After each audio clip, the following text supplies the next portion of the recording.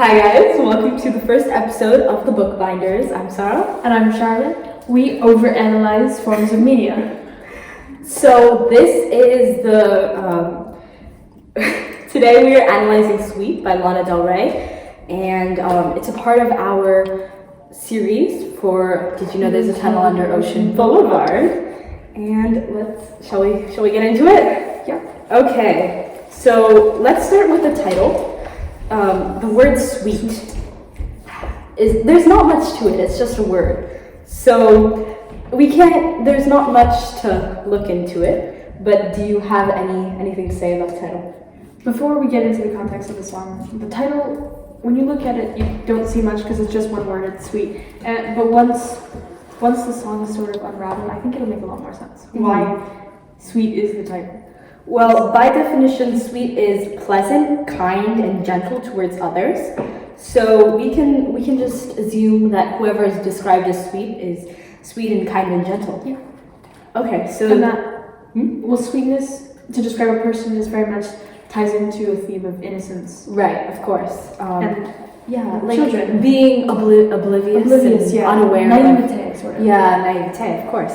So the first line is, stars in my eyes hiking up Griffin. Now I know you had a much more interesting analysis of this line than I did. Well, according to Google, Griffith is a place in Los Angeles, California. I'm just saying this from memory, so correct me if I'm wrong. And Griffith is an observatory, so it's called the Griffith Observatory in LA. So you hike up there, and then you go and you see all the stars, and that goes back to stars in my eyes hiking up the Griffith. So maybe she's very, what's the word for it? Like dazzled by. Especially because it's the hike up to Mount Hollywood, which is the very famous, obviously Hollywood. Mm-hmm. So yeah, stars in my eyes hiking up Griffith. I think hiking also gives you a lot of time to contemplate because you're in nature, so you're really thinking about everything that's going on. You have a lot of time, and if you're hiking with somebody else, you get time to talk with them. And then there's also a lot of element to hiking where you're like, it's relaxing, it's very peaceful, and I think there you can also be very innocent. Yeah, and like who has time to hike? People with a lot of time. That's why we have not hiked. But you really have to have the time to hike and be able to go just reflect. It's very refreshing. Exactly. And like when you picture stars in someone's eyes, you picture like shining, dazzling eyes, which very much bejeweled. perhaps bejeweled. The stars, like if you look and you see stars in someone's eyes, it looks very innocent. Exactly. Very much like a child with bright eyes. And I think the fact that she's aware of it, she says stars in my eyes, so that means she's aware that there's stars in her eyes. The main character, Lana Del Rey, we're gonna just say. Yeah. Lana Del Rey, Lana, is aware of the fact that she has these stars in her eyes and she's very fascinated. Yeah. Mm-hmm. Okay, shall we move on to the next slide?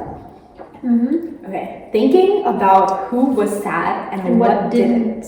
And what didn't, well, and that what didn't get said in the Midwest. Yeah, but we'll talk about that part of it in a minute. Also, I reckon that you guys have your lyrics open if you're tracking it along with us so that you can really follow along and understand what we're talking about and where we're talking about this song and what parts, right? Yep. Okay, so why don't you start us off thinking about who was sad. So again, like, this is reflection. This shows like there's something she regrets. Who was sad, and sad is obviously not a good thing. But it doesn't say who was sad. It just says thinking about who was sad. So like we don't know who was sad. Okay. And what didn't get said, which shows like it's clear she's talking to someone who she has this established past with. Yeah, for sure. I think this is like a marital relationship. Like, that's correct, right? Marital, like if you're married. Yeah. Marital relationship between two people. And I viewed it when I was like looking at this song. We both read this book called Daisy Jones and the Six, and there was a character in that book named Camila, and she was the wife of one of the rock stars. And throughout the relationship, there was a lot of interesting stuff going on. And you could see that Camila really put up through all of the rock stars' edges.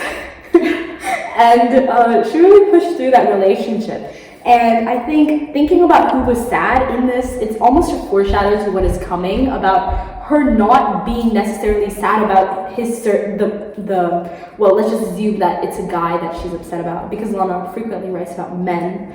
And well, perhaps she's not sad about certain actions that he has taken, and perhaps that alludes to the fact that she's maybe disappointed in certain actions, and then what didn't get said, as in like what she didn't fight back for, her own justice. She didn't fight for her own justice. That's interesting. I took it in a very different context. Like, you had the marital thing, I took it as she's in a superficial relationship. Okay. Where that's interesting. There's only a physical element, because that's going to tie into some lyrics later, but we'll get to that later. Okay. But yeah. She's in a superficial relationship, and she wants a deeper connection. Because obviously sweet is like, I don't know, it's how someone would describe like the image of a little bride. Like as a sweet little lady. Exactly. And she knows she's sweet, and she wants to be married. Yeah. She wants to have a deeper connection with of this course. guy, but she doesn't. Well, I said that it's a marital relationship, but she also says, do you want to marry me in the future? Yeah. Which we can get into a little bit later. But I think that just alludes, well, when I'm saying marital, I mean they're currently acting like in a marital relationship, where they're very close to each other. Two people really close to each other. So I would agree that they're quite close, but I think that they don't talk about things. Yeah. Because they've known each other so long and have been so close, they just steer clear of hard topics. They don't discuss things, which is why I said what didn't get said. What didn't get said? All the things that she wants to tell him. Yeah, she never said it. She never said. I feel like she doesn't speak up for her own justice. Like, she's not standing up for herself in the way that she should be, because once again, I feel like this said guy has done some things that perhaps she wasn't okay with, but she felt like she needed to be sweet by obliging to whatever he said. Like, he's like, do the dishes, and she was like, okay. And she never fought back for her own justice. Yeah.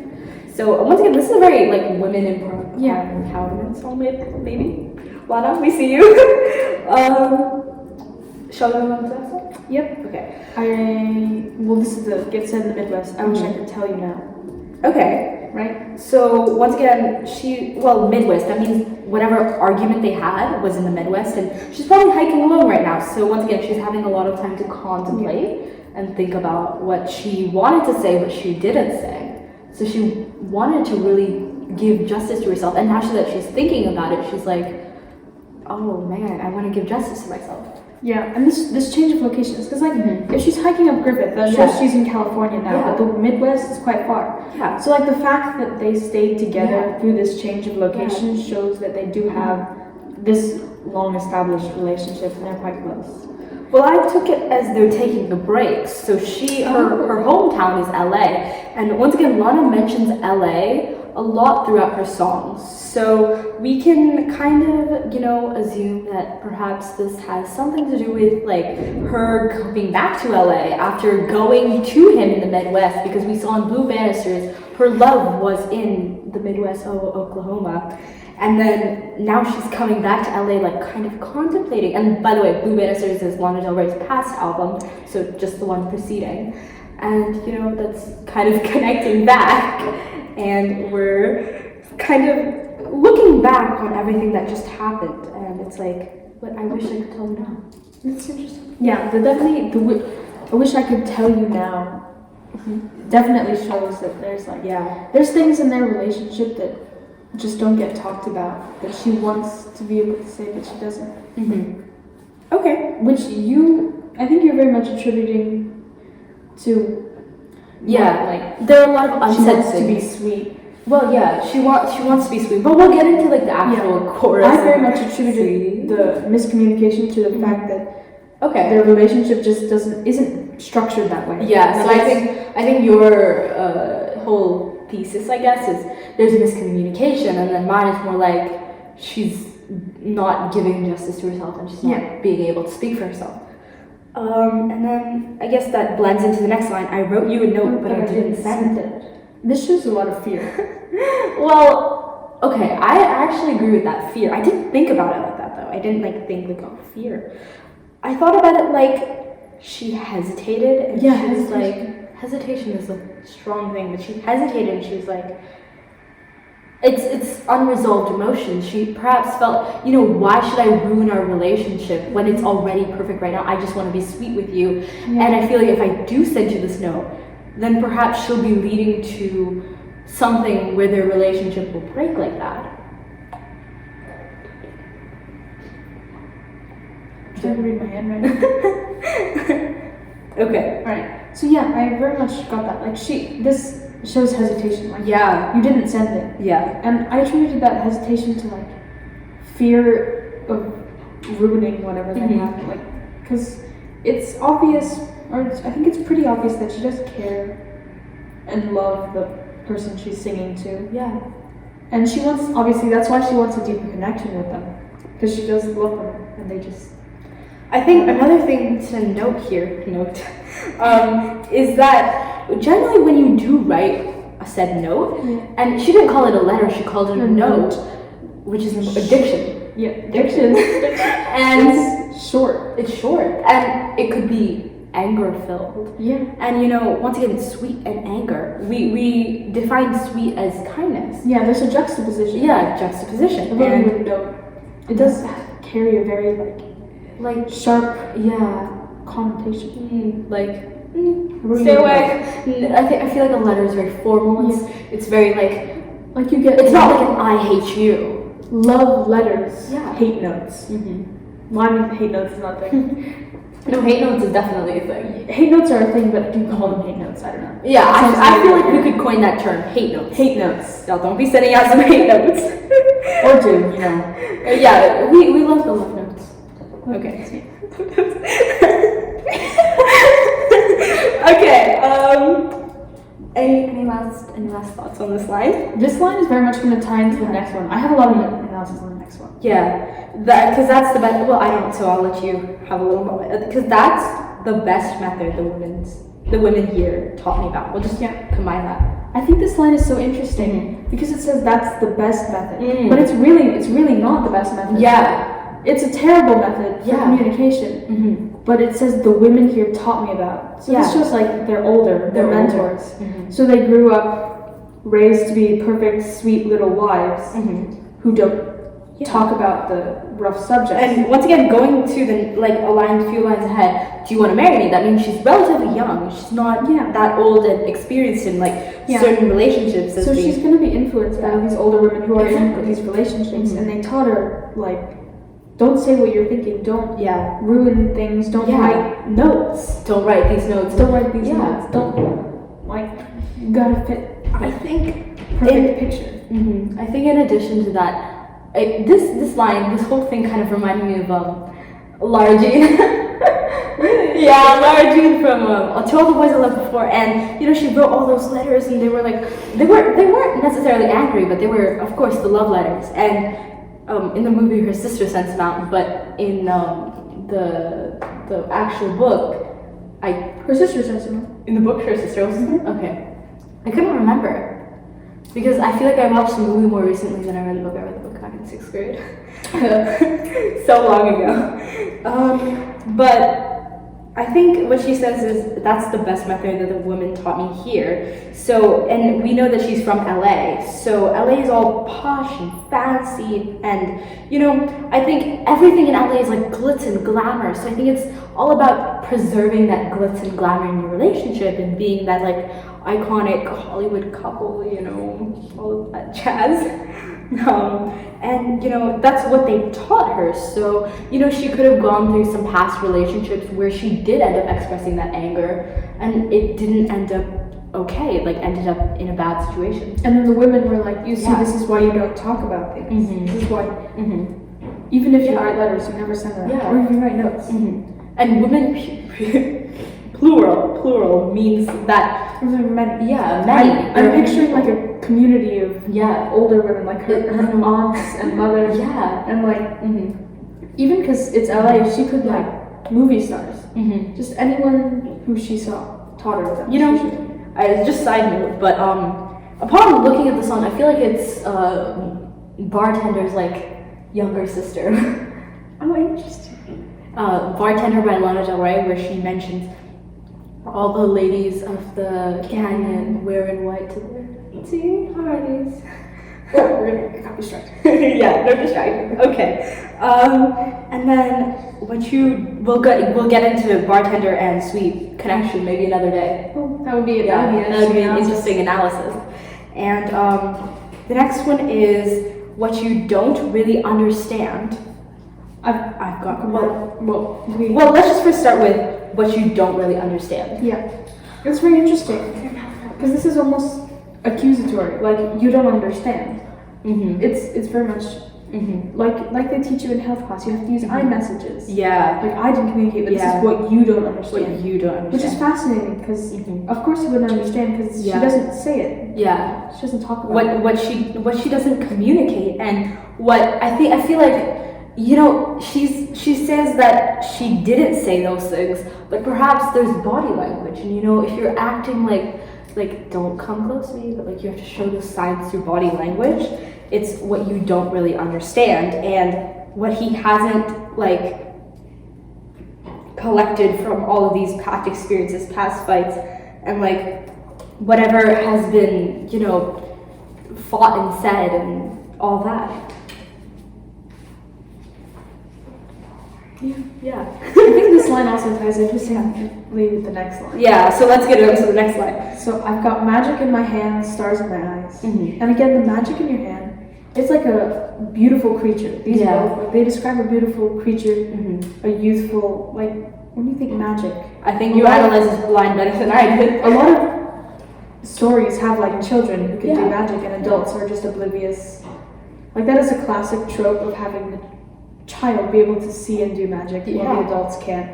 And this, I think, just like what you don't understand is that she's innocent and beautiful. Yeah. And he doesn't see that and doesn't value her as like someone to establish. The next line, I've got magic in my hand, stars in my eyes.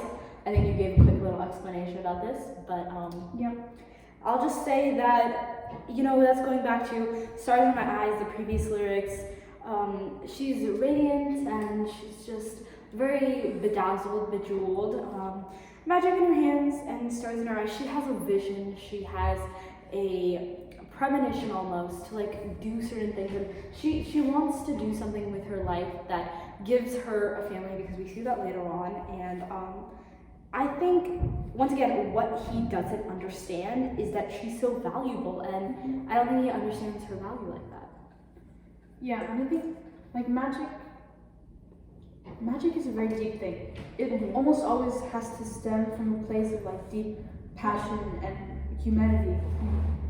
And I think that what she's saying is she's showing that she has depth as a person. She's deep and deserves to have someone who appreciates that depth and establishes a connection to her in a way that's more than just like a physical relationship. I think going off of that, magic in her hands and stars in her eyes, magic is not something you immediately tell a person about, like, yo, I've got magic.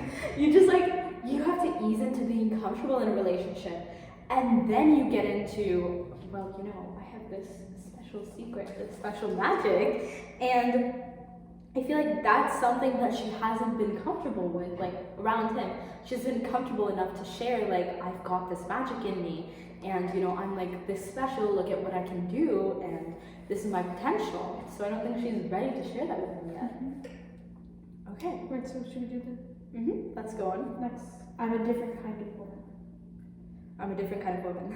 I don't have a lot of analysis about I like the way she says it. Yeah. It's so nice. I'm a different kind of woman. Until we get to the next line, I don't have much to say about that because it very much ties it. But I'll just say, like, no.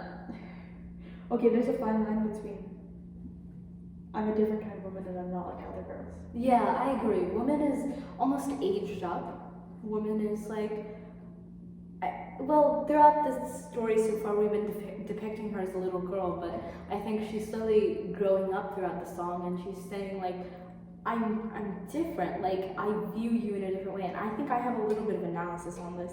Like, she's a different kind of woman that implores the fact that she's not going to be constantly angry at this guy, and which goes back to what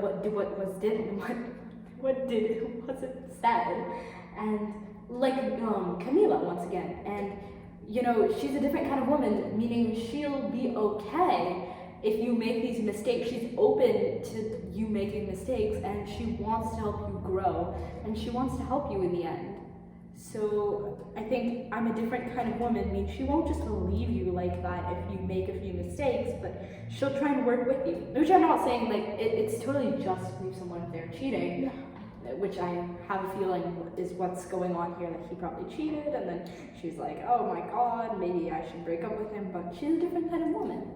Yeah. So it is a very interesting one, and I like that analysis, and it very much fits with your Camilla motif. But it's interesting here that she says woman. Like, she's establishing that she is a woman. She's not like a little girl. Yeah. Even though she's calling herself sweet and using all of these. Yeah. Later throughout the song, we're gonna see all of these various younger, like youthful terms. Yes, youthful terms, and the way she describes things, it has very much a mood of youthfulness. But she is describing herself as a woman.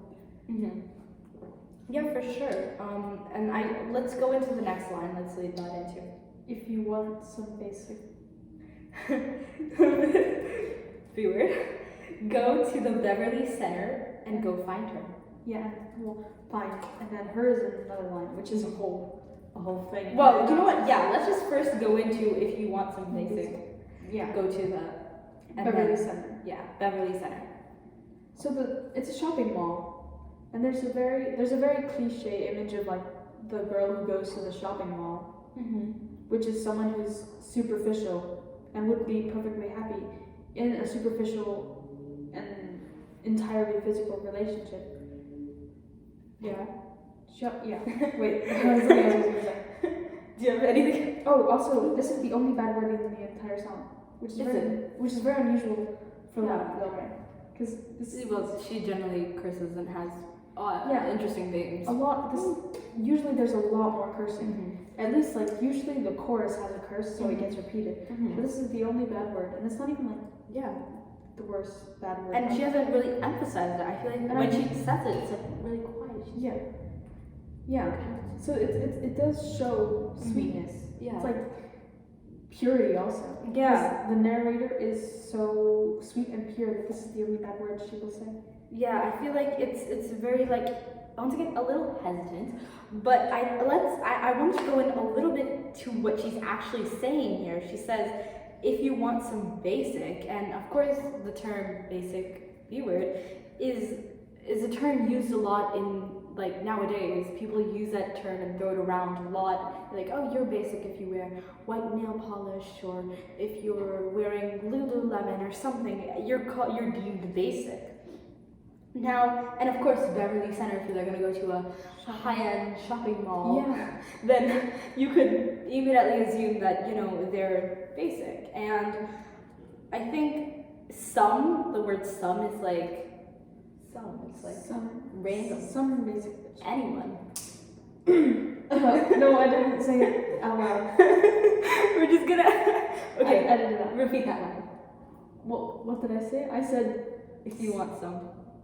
If you want some basic person, then you just go to the mall, because there are, abundance. Okay, look, science exam. All people are unique, but there are a lot of people who are similar in style. Not because that's who they are, but because like they have tried to fit into the societal mold.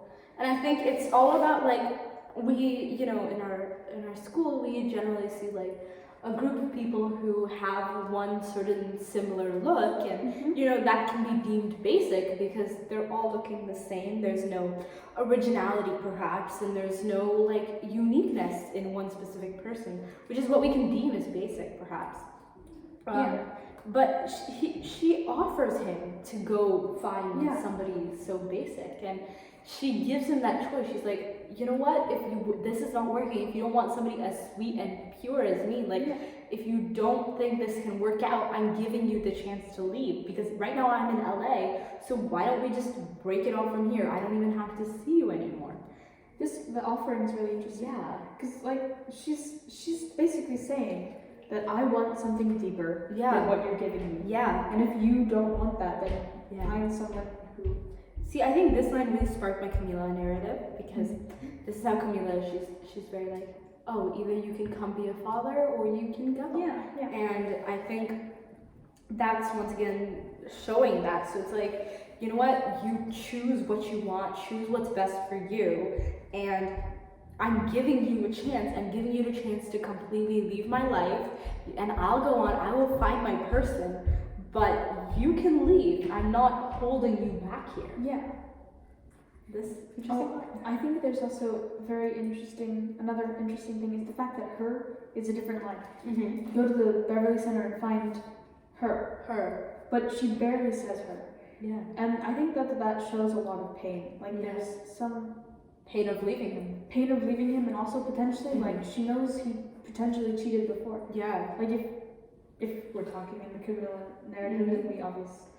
Well, no spoilers, guys. No spoilers. But there's obviously something happened. But in this, I feel like you know pretty well into the book that Billy's like that. I think based on the characterization that we sort of get of the guy from what she says to him, I think it would not surprise me if he had cheated with someone who she deems basic, and then go to the Beverly Center and find her. The emphasis on that her is like the specific. Yeah, so go to the Beverly Center and find her, like the find her. I mean, it's like maybe you will, maybe you won't, but but you won't find someone like me, Adele. There's a specific her. Specific her. A specific her. There could be a specific her that he like cheated with before, and she was like, if you really want that, then you. That's a good point you make. Maybe find her is like he already knows like who exactly he might be looking for in the Beverly Center, and she also might be aware of the fact that I know exactly who he's looking for in the Beverly Center, because perhaps she knows this girl, and perhaps it's somebody that she's acquainted with, and she's just telling him like, oh, go back to her. The next line fuels my overall feeling. Yeah, I noticed that the bare. Well, she said, "I'm sweet bare feet," and this is so like it's perfect. It's bare like going around in your bare feet is such a childish thing. Yeah. Like young, innocent, girlish, and pure. It's very pure. Yeah. To just go around walking in your bare feet. Like. Yeah, later on she says in bare feet. But bare feet is deemed as delicate and soft, and I think it's almost, once again, ethereal. So I think it's like almost goddess-like, and that emphasizes the whole sweet. So she's sweet as in she's calm, and I think that also goes into like children, so very innocent and young. So she's sweet bare feet. Yeah, and I think that it's obvious like there's a lot of innocence in this line, and I think that ties into like she has the childlike innocence and this magic, and she deserves to be treated as something more than just like I think she's in some ways I think that the person who's singing this, Lana, she's almost an overthinker sometimes, and I think that's the connotation that it's sending here, that because she's got all this magic and everything, she has some certain unique features to her. She has something to say, but she's never felt like she's gotten that chance to say what she has to say. She has some really valuable and important thoughts that she really wants to convey. Okay. Next one. Yes. If you wanna go where nobody goes. That's where. Well, if you want to go nowhere, That's where nobody you goes. Well, yeah. Okay, so we'll just start with if you want to go where nobody goes. I think she's giving him a proposal. She's just like, if you would like to. She's not forcing him. If you're choosing me, if you're choosing a deeper connection, right. And then I think it's very interesting. Yeah. If you want to go where nobody goes. She also says if you want to go where nobody goes. So that's almost showing like that where she is where nobody else is. Yeah, and I think it's very interesting because like nobody goes. Yeah. That shows a uniqueness. Like Yeah. nobody else is going there, as opposed to the Beverly Center where there are all these basic people. This is a place where nobody goes. Exactly. So it shows that she is a different kind of woman because that's where she is. And it's a hidden spot. Yeah, and you would have to hidden find spot. it. So if you want to go where nobody goes, that's like it's like nobody's there and except her. So you know she's also standing out in that place. Like going back to the basic, being basic means that you almost fit in too much with society. That there's no uniqueness left to you. So I feel like she's very unique in this place. Yeah. And she says It's like that's where you find me, of course. it's like going. If you want some basic person, you go to the mall. It's like you want to be seen there. Yeah. That's that's one of the reasons you go to the mall. Yeah. Especially with someone. Like you want to show off this person that you managed to get. You want to go to the mall and be seen. Whereas this place, like, you could go where no one else is, which means that what you're going for is that person alone. Exactly. And then she says, that's where you'll find me, which of course we kind of went over. That's where she is. She's where nobody else is. And then in the sweet North Country. Okay, so the North Country is a county in New York, northernmost region of New York with the Adirondack Mountains. And it has very lovely scenery, and it looks very pure. Well, I didn't really. Normally, I would Google these kinds of things, but I just like North Country, probably like U.S. and I was just thinking like North Country as in like North America, which obviously isn't just the U.S. but North Country could be Canada. But you know, I didn't really focus on the place. But she says in the sweet North Country, so she's also saying that you know what? Let's just go with the New York county and was it county? Yeah, it was a county. Yeah. And she's just saying that place is sweet, probably filled with pure, innocent people like her. Yeah, and it's not a very public place. Like there are not even that many pictures of it. Oh, okay. It's like very secluded. It's a place where nobody goes. Right, and I think she talks about that a little bit in the next few lines. Well, the next line is very interesting. Oh yeah. Shall we just go into that? Yeah. Okay. If I'm not there, come to my house on Genesee. This one, I've been thinking that look. I've been thinking about this one. Okay, let's go. Alright, so Genesee Avenue is a street in LA where a bunch of rich people live. But there's also a Genesee River in New York, that's what I was North Country. And I think the fact that she doesn't specify Genesee Avenue or the Genesee River, like that's so interesting. Yeah, like she doesn't say what Genesee. She just says my house on Genesee. So he knows. He knows where. He knows. No, but where does he is. know? No, but that's the point. He knows. He knows where to find her. If I'm not there, come to my house on Genesee. Well, and he knows which Genesee it is. He knows which Genesee it is. He knows exactly how to get there, which just goes to establish like they have this long-standing relationship. Maybe she bought the house when she was with him. Yeah. So like whatever the situation that around buying of the house is, he definitely knows where it is, and he has gone there plenty of times. But they still don't have any deeper connection. And I really love your analysis on like, I mean, I didn't look into it that much. I was just like, a lot of the places, the only one that I really looked into was Griffith. But after that, I was like, I don't want to Google all of these things. But I really love the fact that Genesee is a place in LA. And then it's also a place, that river. And I only like saw the river. I was like, oh, river, of course, New York. Had to fit in somewhere. But I think that's really interesting because that just drives the fact that he knows. And he knows which house it is. He knows which house. And I also noticed that she calls it my house, which is interesting because they could have purchased the house together. They could have. And that also drives the point that if her house I mean, likely you would think that her house is on Genesee Avenue because, North Country and then Genesee's a little further out, so, it's going all the way back there. And maybe that's also saying that she goes from Griffith to the North Country, but she's going back to Genesee, and maybe that also implies that she's a star, literally. That's how people see her, as a star, and she's probably a celebrity or a figure in pop culture or something. But I love the fact that if it's Genesee, then it's her house, and quarreling and lead, and if it's in LA, that just implores the fact that maybe he doesn't like LA. And because they were in the Midwest, and I mean, obviously New York is not the Midwest, but would we want to consider it closer? Maybe. It could be yeah. Maybe.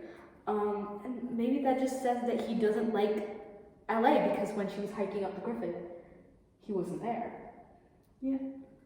So maybe he doesn't like LA, and maybe that's why it's her house. Her house, yeah. It could also be because in this, there's a lot.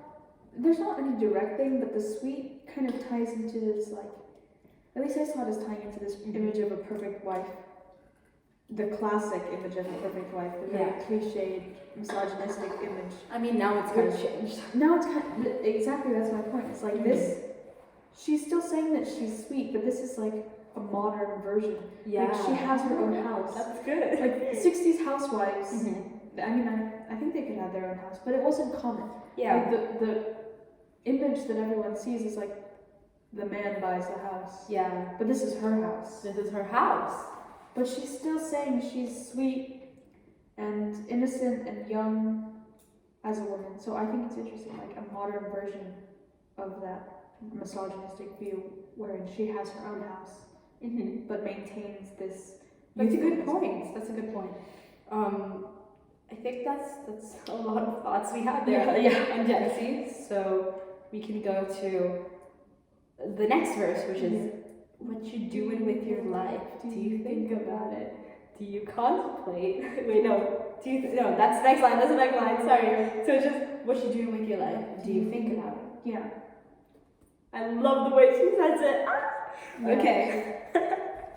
Okay. The second question is very interesting because do you think about it? And we don't know what it is necessarily. Is it your life? Do you think about your life? And I think it could be a moment in exactly his life. And she could be talking to him, or she could be talking to herself. As she's hiking up Griffith, reflecting about who said what they just said. She could be asking herself what are you doing with your life? Yeah. But then of course later in the verse, it's very clear that she's not talking to herself. Yeah. I think what you do with your life really it kind of drives the fact, which is what are you doing? You're doing something not right. I feel she's really aiming a point at him to really think about a certain moment where he did something so messed up, and he's messing up his life, and he could be with her and stop messing up his life. That's interesting. I saw if I take it in the context that she's talking to him, I saw it more as she's asking where he sees his life going. Oh, so that she can that ties into what's coming. Mirror her own plans. Because she has things that she wants. She wants domesticity. She wants to have a nice, quiet life with someone who loves her as much as she loves them and as deeply.